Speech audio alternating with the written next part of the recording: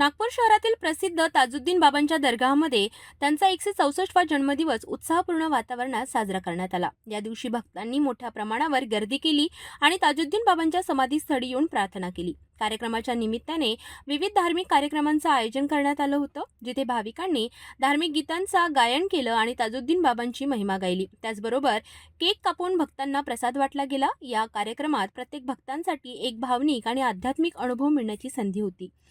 ताजुद्दीन बाबांच्या दर्गावर भक्तांची गर्दी वृंद करण्यात आली होती आणि एक सुखद वातावरण निर्माण झालं होतं। माझं नाव रमेश पांडुरंग वंजारी।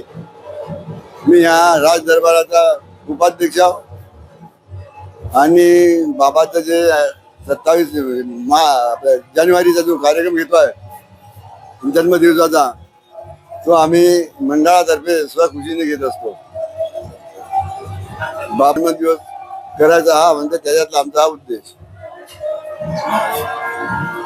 महाप्रसाद कमीत कमी आता 4,000-5,000 पत्राळी चालल्या गेले आमच्या, तरी 7,000 आता जवळजवळ पब्लिकला देतो।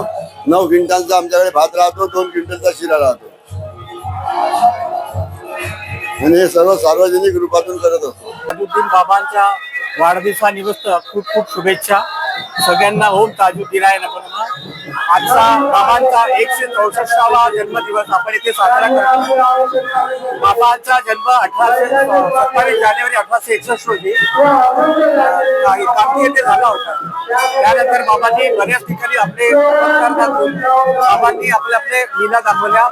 इथे राजे रघुजींनी जेव्हा त्यांना आणलं तेव्हा त्यांचं घर इथेच होतं आणि 1861 नंतर बाबा इथेच राहिले। त्याच्यानंतर बाबांनी इथे खूप मोठ्या प्रमाणात हा जन्मोत्सव साजरा करण्यात येतो। 22 तारखेपासून 29 तारखेपर्यंत बाबांचा तिकडे सप्ताह सुरू असतो, त्याच्यात पारायण वगैरे होतं आणि महाप्रसाद पण असतो। आजचा 164वा वाढदिवस जो आहे हा आपण बघतच आहे की किती मोठ्या प्रमाणात साजरा होत आहे। इथे शेकडोनी केक येतात आणि शेकडोनी केक कापले जातात आणि भाविक भक्त खूप उत्साहाने, खूप आनंदाने, खूप आणि प्रत्येक स्वतः